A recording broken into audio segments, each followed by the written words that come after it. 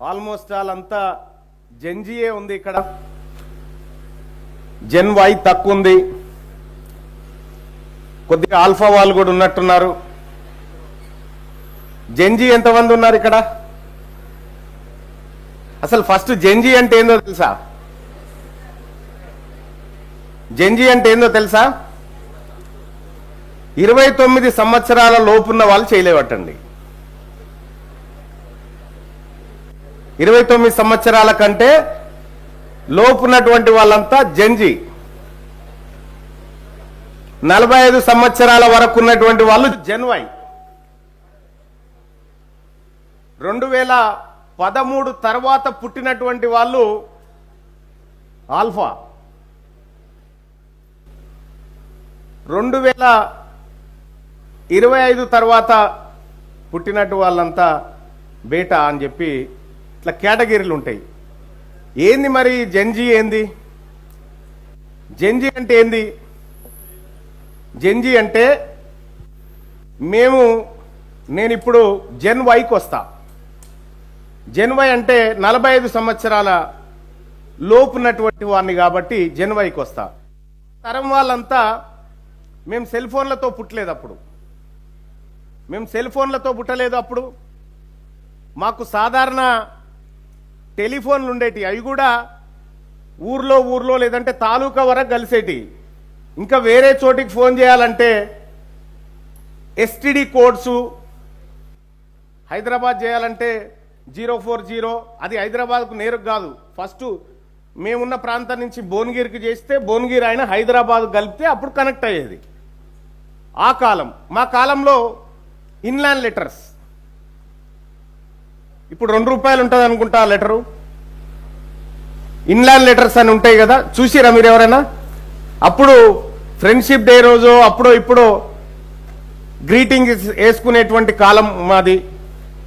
మనిషిని పలకరియాలంటే, ఫ్రెండ్స్ను పలకరియాలంటే ఉత్తరాలు రాసుకునేటువంటి కాలం నుంచి మేము ఇప్పటికిప్పుడు ఇక్కడి నుంచి అమెరికాకు మెసేజ్ పంపేంత టెక్నాలజీ వరకు వచ్చేసినాం అన్నట్టు. జెన్జీ పుడితేనే సెల్ ఫోన్తో పుట్టేసింది అన్నట్టు. ఇదే జెన్జీ. సెల్ ఫోన్తో అనుసంధానమై, టెక్నాలజీతో అనుసంధానమై వచ్చినటువంటి. మేమున్నప్పుడు టెక్నాలజీ లేదు. అప్పుడు మా చిన్నతనంలో రేడియో లేదంటే టీవీ ఉంటుండే. అది కూడా గ్రామ పంచాయతీ దగ్గర ఒక్క దగ్గరే టీవీ ఉంటుండే. అందులో దూరదర్శన్ ఒకటే ఛానల్. ఆ దూరదర్శన్లో వచ్చేది చిత్రలహరి, ఇది ఎక్కడైనా ఉందా, కిట్టుగాడు, హిమబిందు, ఇలాంటి ధారావాహిక కార్యక్రమాలు వచ్చేటి. నైట్లో ఆలిఫ్ లైలాన్ వచ్చేది, రామాయణం మహాభారతం లాంటివి వచ్చేటి. ఇది ఆ కాలం. అప్పుడు యూట్యూబ్ లేవు, ఫేస్బుక్ లేదు, ట్విట్టర్ లేదు, టిక్ టాక్ లేదు, ఏమీ లేదు. అప్పుడు మేము ఊర్లో ఉన్నటువంటి ఒక మనిషిని పలానా ఆయనను తీసుకురాపోరి అని చెప్పేవారని చెప్తే ఆడికి మనిషి పోవాలి. మనిషి పోయి చెప్పి రావాలి, చెప్పి ఆయనను తీసుకొని రావాలి. ఇప్పుడు ఈ బెడ్రూమ్ నుంచి హాల్లో కూర్చున్న మనిషికి ఫోన్ చేసి లోపలికి రా అనేటువంటి తరం అన్నట్టు. అర్థమైందా? సో ఇట్లా మారిపోయింది వ్యవస్థ అంతా. ఇప్పుడున్నటువంటి లేటెస్ట్ పిల్లలు ఏఐ టెక్నాలజీ అంటే తెలుసా మీ అందరికీ? ఆర్టిఫిషియల్ ఇంటెలిజెన్స్ అంటే మీరు చాట్ జీపీటీ ఎంతమందికి తెలుసు? Chat GPT, wow, very good. బహుశా ఇక మా జెన్ వైకే తెలుస్తలేదు. చాట్ జీపీటీ ఒకప్పుడు నేను జర్నలిస్ట్గా పనిచేసిన కొంతకాలం, వార్తలు చదివిన. అప్పుడేం వార్తలు రాయాల్సి వస్తుండే.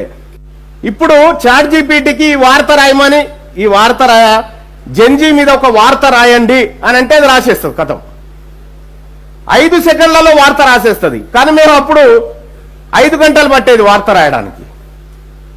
సో అంత ఫాస్ట్ జనరేషన్కి వచ్చేసినాం అన్నట్టు. ఒకప్పుడు ఎన్నికలు, మా చిన్నతనంలో ఎన్నికలు మాట మర్యాద లేకపోతే ఒక సింబల్ మీద జరిగేటి. ఏమని? గరీబీ హటావో, గరీబీ హటావో అని ఇందిరాగాంధీ టైంలో, బ్యాంకుల జాతీయీకరణ అని చెప్పి, ఇందిరమ్మ రాజ్యం అని చెప్పి అట్లా జరిగేటి. కానీ తర్వాత ఏమైందంటే ఫేస్బుక్ ఎన్నికలు వచ్చినాయి. ఎలక్షన్లో ఫేస్బుక్ ఎంటర్ అయింది. ఆ తర్వాత తమిళనాడులో మొన్న ఏమైంది? విజయ్ ఎట్లా గెలిచిండు? దేని కారణంగా గెలిచిండు విజయ్? సోషల్ మీడియాలో ఏ ప్లాట్ఫాము? Only Insta. టీవీ ఛానళ్లు, తమిళనాడులో ఉన్నటువంటి టీవీ ఛానళ్లు, పత్రికలు అన్ని ఒకవైపు, విజయ్ ఇన్స్టాగ్రామ్ ఇంకోవైపు. ఈ విజయ్ అనుకున్నారు ఎవరు? జెన్జీ ఉన్నారు కాబట్టి గెలిచిరు అక్కడ. ఇక్కడ కొన్ని కోట్ల రూపాయలు ఖర్చు పెట్టినటువంటి మీడియా ఛానల్ ఇన్స్టాగ్రామ్ ముంగట నిలబడలేకపోయింది. అంటే జెన్జీ ముంగట నిలబడలేక ఓడిపోయింది. సో జెన్జీ చాలా పవర్ఫుల్ అనేది ఇప్పుడు ఈ దేశంలో ఉన్నటువంటి ప్రధానమంత్రి గుర్తించిండు.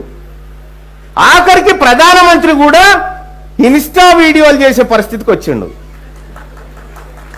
అవునా? చూస్తున్నారా మీరు? నిన్న మొన్న ప్రధానమంత్రి గారు కూడా ఇన్స్టాలో వీడియోలు చేస్తా ఉన్నాడు. ఎందుకు? యూత్ అంతా ఇన్స్టాలో ఉంది కాబట్టి ఆయన ఇన్స్టా చేస్తా ఉన్నాడు. ఇప్పుడు ఒక చోట సర్కస్ అవుతుంది. సర్కస్ అయిన కాడ సర్కస్ అయిన అడవిలో పెడితే ఎవడని చూస్తాడా? పబ్లిక్ ఏడుంటే జాతరలోనే సర్కస్ పెట్టాలి. ఇప్పుడు జాతర ఏడుంది? ఇన్స్టాలో ఉంది కాబట్టి నరేంద్ర మోడీ గారి సర్కస్ ఈడ ఓపెన్ చేసిండు అన్నట్టు. నాట్ ఓన్లీ నరేంద్ర మోడీ, అందరూ. ఇవాళ మన తల్లిదండ్రుల కాలంలో తమిళనాడులో ఏం జరిగింది? ఇక్కడ మన తల్లిదండ్రులు ఆయన మంచోరు బిడ్డ, ఆయన కోటేయాలని మనకు చెప్పే కాలం నుంచి, లేదు నానా నువ్వు ఓటు విజయ్కే వేయాలి, నీకెవరు డబ్బులు ఇచ్చినా తీసుకో, ఓటు విజయ్కే వేయాలని చెప్పి తమిళనాడులో ఉన్నటువంటి యూత్ అంతా, జెన్జీ యూత్ అంతా వాళ్ళ అమ్మా నాన్నను ఒప్పించి, తమిళనాడులో డిఎంకే పార్టీ డబ్బులు పంచింది, అన్నా డిఎంకే పార్టీ డబ్బులు పంచింది, మాకు ఓట్లేయమని చెప్పి, మీరు వాళ్ళ దగ్గర తీసుకోండి, వీళ్ళ దగ్గర తీసుకోండి, కానీ మీ పిల్లలమైన మేము చెప్పినట్టు మీరు ఓటేయాలని చెప్పి ఆ పిల్లలు ఇద్దరి దగ్గర డబ్బులు తీసుకున్నారు. ఓటు మాత్రం నిజాయితీగా విజయ్ విజిల్ మీద వేసారు. దానివల్ల ఏమైంది? 200 స్థానాల్లో, మొత్తం తమిళనాడులో ఉన్నటువంటి 200 స్థానాల్లో అన్నా డిఎంకే డబ్బులు పంచింది. కానీ 200 స్థానాల్లో విజయ్ పార్టీకి సంబంధించినటువంటి ఒక్క అభ్యర్థి కూడా ఒక్క అనా పైస పంచలే. మీకు విషయం తెలుసా? ఇది ఒక్క అనా పైస పంచలే. ఎక్కడైతే విజయ్ పార్టీలో ఉన్నటువంటి ఉత్సాహవంతులు ఆడో ఏడో పంచారో వాళ్ళు ఓడిపోయారు. ఎవరైతే డబ్బులు పంచలేదో వాళ్ళందరూ గెలిచారు. కారణం ఏంది అనంటే, అక్కడ విజయ్ గెలిచిందంటే విజయ్ది కాదు, అది మీది యూత్ జెన్జీ వల్లనే సాధ్యమైంది. మరి పక్క రాష్ట్రం తమిళనాడులో ఈ మార్పు వచ్చింది కదా, పక్క రాష్ట్రం తమిళనాడులో మార్పు వచ్చింది. అక్కడున్న జెన్జీఏ ఇక్కడున్నారు, అక్కడున్న ఇన్స్టాగ్రామే ఇక్కడుంది. అక్కడికంటే ఎక్కువ తెలివి కల పిల్లలు మన వరంగల్లో ఉన్నారు. మరి ఇటువంటి టైంలో మన పాత్ర ఏంది? మజాక్లా సెల్ ఫోన్ చేతిలో పట్టుకొని ప్రభుత్వాన్ని మార్చేసిరు. అక్కడ ఊకెప్పుడు సెల్ ఫోన్ చూస్తున్నారా భయ్ అని అంటా ఉంటారు. ఇప్పుడు కాలంలో ఇప్పుడు పిల్లగానికి సెల్ ఫోన్ ఇస్తే తప్ప వాడు అన్నం తినడు పరిస్థితి. సహజంగా మీ ఇళ్ళల్లో కూడా ఉంటుంది అనుకుంటా ఫోన్. అప్పుడు మా కాలంలో ఏముందంటే, పిల్లగాడు అన్నం తినకపోతే అమ్మ సంకలు ఎత్తుకొని పోయి అగ చూడు చందమామ చూడు బేట, చందమామని చూడు అని అంటుండే. చందమామని చూడు అంటుండే. పడుకోకపోతే బూచోడు వస్తాడు పడుకో అంటుండే. వాళ్ళు వస్తారు ఎత్తుకపోతారు బిడ్డ అంటుండే. ఇప్పుడు అన్నం తినకపోతే సెల్ ఫోన్ చేతికిస్తే వాడు చూసుకుంటూ ఉంటాడు, మనం ముద్దలు పెడుతుండాలి. అంటే కాలం ఎంత మారిపోయిందో చూడండి. కాలం మారిపోయింది. టెక్నాలజీ ప్రపంచమంతా చాలా చిన్నగా అయిపోయింది. ఇప్పుడు టెక్నాలజీ ద్వారా ప్రపంచమంతా చాలా చిన్నగా అయిపోయింది. ఇప్పటిదాకా చూస్తున్నారు కదా, చాలా అద్భుతంగా మీకు ఎక్స్ప్లెయిన్ చేసినాడు ప్రపంచంలో మన సమస్యలు ఎంత పాటివి ఎంత చిన్నవి అనేటువంటి. మరి సమస్యలు లేవా? ఎవరికి సమస్యలు లేవా? ఉన్నాయి కదా. మరి సమస్యలకు పరిష్కారం ఎక్కడుంది? మన దేశంలో మన రాష్ట్రంలో సమస్యలకు పరిష్కారం ఎక్కడుంటది? రాజకీయాల్లో ఉంటది పరిష్కారం. పరిష్కారం రాజకీయాల్లో ఉంటుంది. ఇవాళ మీరు చాలా మంది పిల్లలు స్కాలర్షిప్లు రాక, ఫీజు రియంబర్స్మెంట్ రాక ఇబ్బంది పడతా ఉన్నారా? పడుతున్నారా? స్కాలర్షిప్లు ఫీజు రియంబర్స్మెంట్లతో ఇబ్బంది పడుతున్న పిల్లలు చేయలేవట్టండి ఒకసారి చూద్దాం. ఇంతమంది ఇబ్బంది పడుతున్నారు కదా, ఒకసారి చేయలేపట్టండి. ఒక డాక్టర్ సాబ్ చూపిస్తా, చేయలేపట్టండి. డాక్టర్ సాబ్ ఒకసారి చూడండి. ఆయన లెఫ్టినెంట్ కల్నల్ డాక్టర్ భిక్షపతి గారు, ఆయన ఆర్మీ రిటైర్డ్ ఆఫీసర్. తన ప్రభుత్వ ఉద్యోగానికి రాజీనామా చేసి ఈ ఉద్యమంలో, ఈ జెన్జీ మూవ్మెంట్ లోకి వచ్చినటువంటి బిడ్డ. ఆయన మీకోసమే వచ్చిండు. మీకు స్కాలర్షిప్ ఎందుకు వస్తలేవు అనంటే మన తల్లిదండ్రులు వేస్తున్నటువంటి ఓటు కారణం. మనము పిల్లలము ఇప్పుడు తల్లిదండ్రుల కంటే ఎక్కువ ఆలోచిస్తా ఉన్నాము. మనము మన తల్లిదండ్రుల ఓటును సరైన మార్గంలోకి తీసుకొస్తే స్కాలర్షిప్ వచ్చి మీ వాకిట్లో నిలబడుతుంది. ఎట్లా సాధ్యమవుతుంది అంటే, మొత్తం తెలంగాణ రాష్ట్రంలో, భారతదేశంలోనే తెలంగాణ రాష్ట్రం చదువు కోసం అత్యంత తక్కువగా ఖర్చు పెడుతున్న రాష్ట్రం. ఏ రాష్ట్రం? ఓన్లీ తెలంగాణ. చదువుకు చాలా తక్కువగా ఖర్చు పెడతా ఉన్నటువంటి రాష్ట్రం. మరి ఉచిత పథకాలకు ఎక్కువ ఖర్చు పెడుతుంది ఎందుకు ప్రభుత్వం? ఉచిత పథకాలకు ఎందుకు పెడుతుందంటే, మీ అమ్మా నాన్నల ఓట్లు కావాలి కాబట్టి, మీ జీవితం వద్దు కాబట్టి, మీ జీవితానికి ప్రభుత్వానికి సంబంధం లేకుంటుంది. అందుకోసం మీ స్కాలర్షిప్లు ఇస్తలేరు. మీకు స్కాలర్షిప్లు ఇస్తే మీరు చక్కగా చదువుకుంటే రేపు పొద్దున ఏం చేస్తారు? మీరు ప్రశ్నిస్తారు. మీకు నాలెడ్జ్ వస్తే మీరు ప్రశ్నిస్తారు, మీరు గల్లాబడతారు. తమిళనాడులో ఉన్నటువంటి యూత్ అంతా ఏం చేసిందంటే, వాళ్ళ అమ్మా నాయన ద్వారా ఓటు మార్పిచ్చి విజయ్ కేయించారు కదా. మొన్న బడ్జెట్ పెట్టిండు విజయ్. భారతదేశంలో అత్యధికంగా విద్య కోసం ఖర్చు పెడుతున్న రాష్ట్రాల జాబితాల్లోకి ఒక్క దెబ్బకు విజయ్ సంతకం తీసుకొచ్చి పెట్టేసిండ.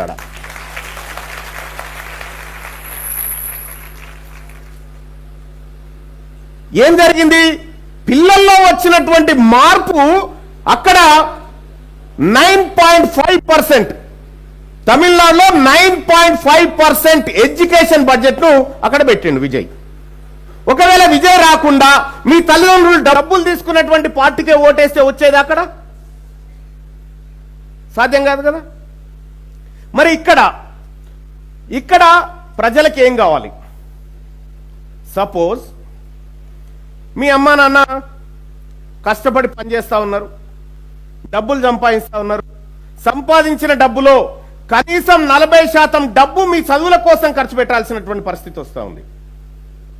ఫీజులు వచ్చిన ప్రతిసారి అమ్మని నాన్నని అడుగుతా ఉంటే చాలా బాధ అనిపిస్తూ ఉంటుంది. అవునా? ఒకవేళ స్కాలర్షిప్లే కనుక కరెక్ట్ గా వచ్చినంటే వీళ్ళని అడగాల్సిన అవసరం ఉండకపోయేది కదా. మరి స్కాలర్షిప్ రాకపోవడానికి కారణం ఏంది అనంటే, మన అమ్మా నాన్న ఓటు మాత్రమే కారణం. ఇవాళ తీన్మార్ మల్లన్నగా నేను మీ ముందున్నా. నేను కూడా ఒకప్పుడు మీలాగానే మీతో పాటే కూర్చున్నటువంటి వ్యక్తిని. ఇదే కాజీపేట రైల్వే స్టేషన్ ఉంది కదా, ఈ కాజీపేట రైల్వే స్టేషన్లో నేను టీ అమ్ముకుంటూ బతికిన కొన్ని రోజులు. ఇదే కాజీపేట రైల్వే స్టేషన్లో హౌరా ఎక్స్ప్రెస్ నుంచి సికింద్రాబాద్ నుంచి ఇక్కడి వరకు వచ్చి నేను టీ అమ్ముకుంటూ బతికిన. ఆ రైల్వే స్టేషన్ ముంగట చిన్న స్టేడియం ఉంటుంది. చిన్న స్టేడియం ఉంటుంది, మీరు ఎప్పుడైనా చూసిరేమో. ఇక్కడ హౌరా ఎక్స్ప్రెస్ దిగిన తర్వాత మధ్యాహ్నం 3 గంటలకు మళ్ళీ ఇంకో హౌరా హైదరాబాద్ పోయేది, మళ్ళీ ఆ బండిలో పోయేటోని. అప్పటిదాకా ఆ స్టేడియంలో మెట్ల మీద పడుకుంటోని అక్కడ ఆడుకుంటోళ్ళు చాలా మంది చూసేటోళ్ళు. ఒకరోజు ఓ పోలీస్ ఆయన వచ్చి, కాజీపేట పోలీసు వాళ్ళు ఎందుకో వాళ్ళకి వచ్చిరు, వచ్చి మా అందరిని విపరీతంగా కొట్టిరు. ఎందుకు కొట్టిరో తెలియదు. ఇవాళ ఆ రోజు అది, ఈ రోజు నేను అదే కాజీపేటలో ఉన్నటువంటి రైల్వే స్టేషన్ ముంగట నేను జెండా ఎగిరేస్తుంటే అదే పోలీస్ ఆయన వచ్చి నాకు సెల్యూట్ కొట్టిపోయిండు.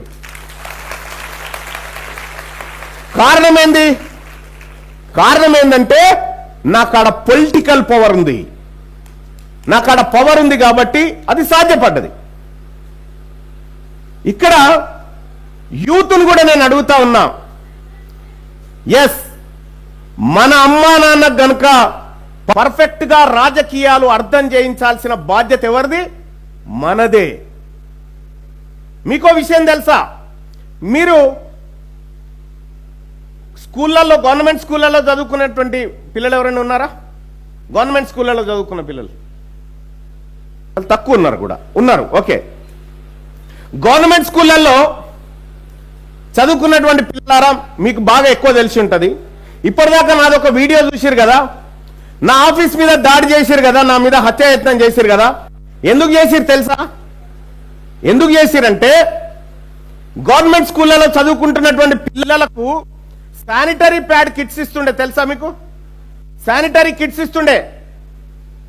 ఆ కిట్స్ కోసం తెలంగాణ రాష్ట్రంలో 74 కోట్ల రూపాయలు దానికోసం బడ్జెట్ పెట్టిరు. అమ్మాయిల కోసం శానిటరీ ప్యాడ్ కిట్ల కోసం 74 కోట్ల రూపాయలు కేటాయిస్తే అందులోంచి 70 కోట్ల రూపాయలు దొంగతనంగా ఎత్తుకపోయి తిన్నారు. నేను అది క్వశ్చన్ చేసిన, మా ఆడబిడ్డల డబ్బు, శానిటరీ ప్యాడ్ల డబ్బు ఎత్తుకపోయి అన్నందుకు నా మీద హత్యాయత్నం జరిగింది. మరి నేను ఇక్కడ ఉన్నటువంటి చాలా మంది విద్యార్థులను అడుగుతా ఉన్నా, తీన్మార్ మల్లన్న గెలిచిన తర్వాత ఇవాళ రేపు రాజకీయ నాయకులు ఎట్లా ఉంటారంటే, ఒక్కసారి గెలవగానే ఏం సంపాదించుకుందాం, ఎక్కడ కబ్జాలు పెడదాం, ఎన్ని కోట్లు వెనకేద్దామని అనుకుంటారు కదా. కానీ ఇటీవల కాలంలో నేను కాంగ్రెస్ పార్టీ తీసుకొచ్చినటువంటి కులగణన లెక్కలను తగలబెట్టిన. ఎందుకు తగలబెట్టిన అంటే, మొత్తం తెలంగాణ రాష్ట్రంలో 4,21,00,000 మంది ఉన్నారని చెప్పి సోషియో ఎకనామిక్ అవుట్లుక్ సర్వేలో గవర్నమెంట్ చెప్పింది. చెప్పి మళ్ళీ ఇదే గవర్నమెంట్ ఏం చేసిందంటే, తెలంగాణ జనాభా 3,74,00,000 మంది అని చెప్పింది. మరి 6 నెలల వ్యవధిలో 50 లక్షల మంది ఎట్లా చనిపోయారని అడిగిన. వాళ్ళ సమాధులు చూపించండి అని చెప్పిన. వాళ్ళ డెత్ సర్టిఫికెట్ ఇవ్వండి అన్న. గవర్నమెంట్ ఇయ్యలే. ఇయ్యకుండా ఏం చేసిందంటే, ప్రశ్నిస్తున్నాడు రా మల్లన్నని పార్టీ నుంచి సస్పెండ్ చేయాలన్నారు. I don't care.